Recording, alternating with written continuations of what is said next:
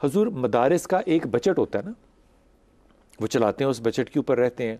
آپ کے بجٹ میں کوئی کمی ہوئی، زیادتی ہوئی، فیس کیسے کرتے ہیں؟ بچوں کو کیسے افورڈ کرتے ہیں، کیسے چلاتے ہیں؟ بسم اللہ الرحمن الرحیم. مدارس کا نظام ابتدائی نظام ہوتا ہے، اور لوگوں کی ایک مذہبی طور پر بڑی جذباتی وابستگی ہوتی ہے. وہ اسے اپنی زندگی اور موت کی کامیابی سمجھتے ہیں مدارس کو دینا اور چلانا. میں آپ دونوں کی گفتگو سن کے جو میں سوچ رہا تھا کہ آپ نے بتا دیا کہ حالات بہت خراب ہیں، بہت ورس ہیں، اور آپ کی رقت کو دیکھ کے میرا بھی دل خون کی آنسو رو رہا تھا. لیکن ہمیں یہ سوچنا چاہیے کہ ہم ان حالات تک پہنچے کیوں ہیں. نظام کی خرابی اپنی جگہ، ہمارے ہاں رشوت ہے، خیانت ہے، بددیانتی ہے، کام چوری ہے، ہم کام نہیں کرتے. یہ سارے اسباب، انصاف نہیں ہے، وسائل کی عادلانہ تقسیم نہیں ہے. لیکن اس کے ساتھ ساتھ آپ یہ دیکھیں کہ ہم پہنچے کیوں یہاں تک. حالانکہ ہمارے اوپر حکمرانی وہ کرتے رہے جو آکسفورڈ اور کیمبرج کے پڑھے ہوئے لوگ تھے. کوئی مسجد کے مولوی نہیں حکمران رہے، نہ مدارس کے محتمم رہے ہیں، نہ کوئی مفتی کوئی حکمران رہا ہے. ویژنری لوگ، باہر کے پڑھے ہوئے لوگ، بڑے اعلیٰ تعلیم یافتہ لوگ، اکاؤنٹنٹ. تو پھر اس ملک ہمارا یہاں تک کیوں پہنچا؟ میں اس کے لیے ایک قرآن کا راستہ بتاتا ہوں جس کے انحراف کی وجہ سے ہمارے یہ حالات ہیں. میت تو آ گئی، حادثہ ہو گیا، بندہ مر گیا. اب اس پر ماتم کرنے سے تو مسئلے نہیں حل ہوتے نا. اس کے ماتم بھی کریں، تجہیز و تکفین بھی کریں، لیکن حل بھی سوچیں کہ آئندہ اس قسم کے واقعات سے ہم نہ گزریں. قرآن پاک میں رب العالمین نے فرمایا من اعرض عن ذکری فإن لہ معیشۃ ضنکا، کہ جو میرے ذکر سے منہ موڑتا ہے میں اس کی معیشت کو تنگ کر دیتا ہوں. اب ہمارے ہاں ذکر کا ایک معروف معنی ہے کہ اللہ کا ذکر کرنا، قرآن پاک ہے اس کا معنی تسبیح و تحلیل کرنا. لیکن قرآن نے خود ذکر کا معنی خود متعین کیا ہے. قرآن نے کہا ہے کہ ان هو الا ذکر للعالمین، کہ قرآن ذکر ہے عالمین کے لیے. عالمین کے لیے ذکر کا کیا مطلب ہے؟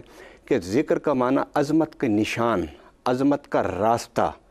یہ ہے قرآن. جو اس راستے پر چلے گا وہ عظمت کے مقام پر پہنچے گا. یہاں بات کو روک دیں، بات کرو. سخاوت بھائی کو شامل کر میں صرف ایک منٹ بات کرتا کہ آگے نہیں ذکر پر میں آگے کرنا چاہتا ہوں نا. اب جب قرآن ہمارے لیے ذکر ہے اور عظمت تک پہنچانے کا راستہ ہے تو وہ کیسے ہم پہنچیں گے؟ آئیے قرآن کی سورہ لقمان کو پڑھ لیجئے. الم تروا ان اللہ سخر لکم ما فی السماوات ما فی الارض واسبغ علیکم نعمہ ظاہرۃ و باطنہ. ہم نے تمہارے لیے زمین و آسمان کو مسخر کر دیا. جو مستسخیر کے اس راستے پر چلے گا ہم اس کے اوپر نعمتوں کو انڈیل دیں گے. دنیا میں جن ممالک نے ترقی کی ہے تو علم اور سائنس سے کی ہے نا. ہم تو یہاں آج تک ایک پینسل بنانے کے قابل بھی نہیں ہوئے، تو پھر روئیں گے نہیں تو اور کیا کریں گے پھر؟ اگر دنیا نے اتنی ترقی کی اور جن کی آپ مثالیں دیتے ہیں تو ہمارے حکمرانوں نے، خواہ وہ کسی بھی طبقے سے حکمران ہوں، انہوں نے اس بات پر کیوں نہیں سوچا؟ ہمارے صحافی 6 بجے سے لے کر رات 11 بجے تک جو ٹی وی ٹاک پر گفتگو کرتے ہیں کہیں بھی علم اور سائنس کی بات نہیں ہوتی. صحیح نکال رہے. سخاوت بھائی آپ کو شامل کرتا ہوں. یہ جو بات کی شفاعت بھائی نے، یہ بڑی اچھی بات کی. حکم ہم پڑھتے ہیں، ذکر ہم کرتے ہیں، قرآن ہمارے لیے ہے، عمل جو ہے وہ ان لوگوں کے لیے جن پہ کہ اللہ کی نعمتیں نازل ہو رہی ہیں اور ہوتی چلی جا رہی ہیں. ہم نے اب اس مہنگائی میں صرف یہ غصہ نکالنا ہے یا کچھ عملی اقدام بھی اٹھانے ہیں؟ بسم اللہ الرحمن الرحیم. صلی اللہ علی حبیبہ سیدنا محمد وبارک وسلم وصلو علیہ. بلال بھائی دیکھیں، ابھی جو گفتگو ہوئی نا اس کے اندر ہم نے رونا بھی رو لیا.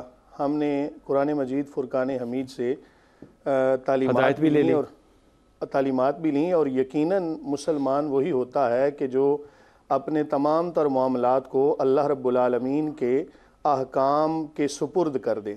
اب دیکھیں کہ یہاں پر بات ہو رہی تھی ذکر کے حوالے سے. ذکر ہم کرتے ہیں لیکن ذکر کا حق ادا نہیں کرتے. ذکر صرف یہ نہیں بلال بھائی کہ زبان سے اللہ اللہ کر لیا جائے.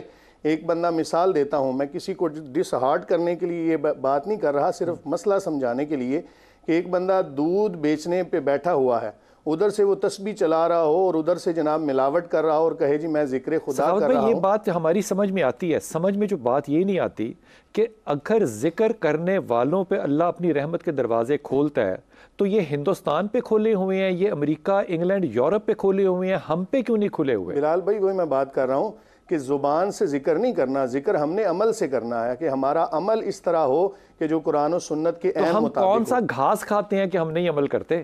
بلال بھائی میری بات کو ذرا کمپلیٹ ہونے دیں. دیکھیں کہ ایک میں ابھی مثال جو بیان کر رہا تھا نا کہ ایک بندہ اگر دودھ فروش ہے, ادھر سے تسبیح چلا رہا ہے اور ادھر سے دودھ میں پانی ملا رہا ہے, تو وہ دھوکہ کر رہا ہے اپنے ساتھ بھی اور اپنے دین کے ساتھ بھی. ہم نے اگر اس مہنگائی کو کنٹرول کرنا ہے نا اور اس کا سد باب کرنا ہے تو سب سے پہلے ہمیں سودی نظام کو ختم کرنا ہوگا, اور جو امراء لوگ ہیں ان کو عین شریعت کے مطابق اپنے مالوں کی زکوٰۃ ادا کرنی ہوگی. اگر یہ دو کام بھی ہم شروع میں کر لینا تو یقیناً مہنگائی کے اوپر نا کافی حد تک کنٹرول کیا جا سکتا ہے. میں وقفہ لوں گا, واپس آؤں گا اور آپ کی اس بات کو آگے بڑھاؤں گا کہ اگر سودی نظام ختم کرنے سے بات آ رہا ہوں تو سودی نظام کے اندر تو آپ جیسے بڑے بڑے اساتذہ جو ہیں انہوں نے اس کو اسلامی بنانے کی بھی پاکستان میں کوشش کر دی ہے, اور پھر حکومت وقت نے عدالتوں سے یہ بھی حکم لے لیا کہ اس کو 20 سال دیے جائیں اور آہستہ آہستہ کیے جائیں. اس کا مطلب 20 سال رگڑا ہی کھانا ہے. اسد بھائی آپ کی طرف آ رہا ہوں. سعادت بھائی نے بڑی اچھی بات کی, انہوں نے کہا دودھ ملانے والا جو ہے وہ ملاوٹ بھی کر رہا ہے اور ساتھ تسبیح بھی پڑھ رہا ہے, تو پھر بیسیکلی غربت تو اس لیے ہوئی کیونکہ وہ منافق آدمی ہے. سو اپنی کردار سازی کریں تو پھر ہم ٹھیک ہو جائیں گے. دوسری بات یہ کہ آپ سود جو ہے وہ ختم کر دیں. اب سود کو ختم کرنے کے لیے علماء اکرام جو ہیں وہ پچھلے 50 سال سے جو ہیں انہوں نے اسلامی بینکنگ نظام بنا دیا پاکستان میں, تو پھر پرابلم کہاں پر ہے؟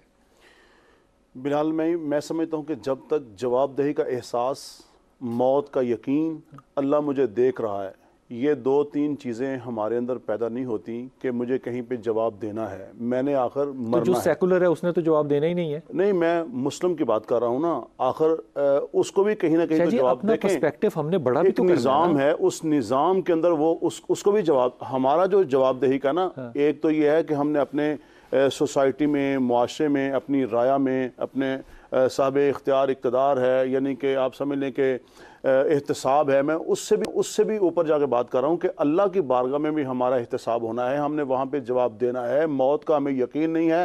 آپ دیکھیں بات ابھی آپ موت کا یقین کر لیں تو ڈالر سستا ہو جائے گا. یقیناً اس سے یہ ہوگا دھوکہ دہی میں فرق آئے گا, رشوت خوری میں فرق آئے گا. دیکھیں میرے یقین کرنے یا نہ کرنے سے کیا فرق پڑے گا؟ دیکھیں بات یہ ہے کہ دھوکہ دہی کیوں ہو رہی ہے, رشوت خوری کیوں ہو رہی ہے. ابھی آپ بات کر رہے ہیں سود, اسی لیے ہو رہی نا کہ جواب دہی کا احساس نہیں ہے, موت پہ یقین نہیں ہے, اللہ میں دیکھ رہا, گورے کو بھی نہیں ہے. سر ہمیں احساس نہیں ہے اس بات کا. سر گورے کو بھی نہیں ہے نا. سر میں مسلم کی بات کروں نا, اپنے معاشرے سوسائٹی کی بات کروں نا, بات یہ ہے کہ ہم ایک مسلم ریاست ہے, اسلامی ریاست ہیں, مسلمانوں کو الگ کیسے کر سکتے ہیں؟ تو میں سب سے پہلے تو اپنے وطن کی, اپنے معاشرے, اپنی سوسائٹی کی بات کر رہا ہوں نا. اور جہاں تک آپ نے بات کی ہے سود کی, یقیناً فَاذَنُوا بِحَرْبٍ مِّنَ اللَّهِ وَرَسُولِهِ قرآن کریم میں ہے. ہم رزق تلاش کر رہے ہیں لیکن رضا جو ہمارا رازق ہے, ہم اس کی بات سننے کے لیے, اللہ اور اس کے رسول کی بات ماننے کے لیے تیار نہیں ہے. خود کا نظام میں آپ تباہی کی باتوں ہے. سے پتہ کیا سمجھ رہا ہوں؟ جی کہ غربت ختم کرنے کے لیے تبلیغ کو زیادہ تیز کیا جائے. نہیں, دیکھیں بات یہ ہے کہ میں یہ سمجھ رہا ہوں, میں جو عرض کر رہا ہوں, پھر میں دوبارہ وہی بات کروں گا. میں کہہ رہا ہوں کہ ہمارے اندر جواب دہی کا آج احساس ختم ہو چکا ہے. کس کو جواب دہی؟ جی ہم نے اپنے رب کو جواب دینا ہے. ہمیں موت آنی ہے, ہمیں اللہ کی بارگاہ میں جانا ہے, ہم نے وہاں حساب دینا ہے. امریکوں نے نہیں مرنا, ہندوؤں نے نہیں مرنا, یورپ نے نہیں مرنا, برطانیہ نے نہیں مرنا, وہی بات صرف ہم نہیں مرنا. ہمیں سب سے پہلے دیکھیں میں بات کروں اپنے معاشرے کی, اپنی سوسائٹی کی. سر لیکن ہمارا معاشرہ چاہے وہ اسلامی ہو چاہے غیر اسلامی ہو, جو ہمارا معاشرہ پوری دنیا کے گلوبل سسٹم کا حصہ ہے. ہم اپنے آپ کو الگ اور جدا کر کے بات نہیں کر سکتے. آپ کا اکنامیکل سسٹم جو ہے وہ ورلڈ بینک سے جڑا ہوا ہے, آپ کا بینک جو ہے وہ اسٹیٹ بینک سے جڑا ہوا ہے. آپ کیسے کہہ سکتے ہیں کہ ہم جناب اگر ایماندار ہو جائیں تو غربت ختم ہو جائے گی؟ سر وہی تو میں کہہ رہا ہوں کہ جب دھوکہ دہی ختم ہو جائے گی, جب رشوت کا بازار ختم ہو جائے گا, جب یہ چیزیں یعنی کہ جو کیا کہتے ہیں کہ چیک اینڈ بیلنس ہوگا, یہ جب چیزیں ہمارے اندر آئیں گی, ہمارے معاشرے میں, سوسائٹی میں, کون لے کر آئے گا؟ جی کون لے کر آئے گا؟ وہی تو میں نے آپ کو بات کہہ دی ہے کہ من حیث القوم, کیا رعایا, کیا حکمران, جس سے جتنی چھری لگتی ہے, جو جتنا کاٹ سکتا ہے وہ سارے کا سارا حسب توفیق وہ سارے کاٹ رہے ہیں. اس میں ایک بات میں تھوڑی سی اور عرض کرتا ہوں. دیکھیں بات یہ ہے, ایک وقت تھا مہنگائی کے اوپر لوگ بازاروں میں نکلتے تھے, چیخو پکار کرتے تھے, حکمرانوں کے سامنے روتے تھے. تب حکمران سنتے تھے, اب بھی نکلے ہوئے کوئی نہیں سنتا. میں چھوٹی سی ایک منٹ میں بات ختم کرتا ہوں. ہماری نا کتاب ہے نفحۃ العرب, اس میں ایک واقعہ لکھا ہوا ہے. ایک غلام تھا, اس کا ایک آقا تھا. وہ جو آقا تھا وہ خود میدے کی روٹی کھاتا تھا, اور جو غلام تھا اس کو آٹے کی دیتا تھا, جو بیچنا ہوا آٹا نا اس کی وہ روٹی کھلاتا تھا. اس نے اسے کہا مجھے بیچ دو, اس نے اسے بیچ دیا. وہ جب دوسرے غلام آقا کے پاس گیا تو وہ کیا کرتا تھا کہ جو بوسی روٹی ہے نا, باسی روٹی کھاتا تھا اور اس کو روٹی نہیں کھلاتا تھا. اس نے اسے بھی کہا. وہ تیسرے کے پاس گیا تو وہ خود نہیں روٹی کھاتا. اس نے کہا کہ میرے لیے بھی کما کے تم نے لانا ہے, کہ وہ آپ خود بھی کھاؤ مجھے بھی کھلاؤ. خود بھی کھاؤ مجھے بھی کھلاؤ.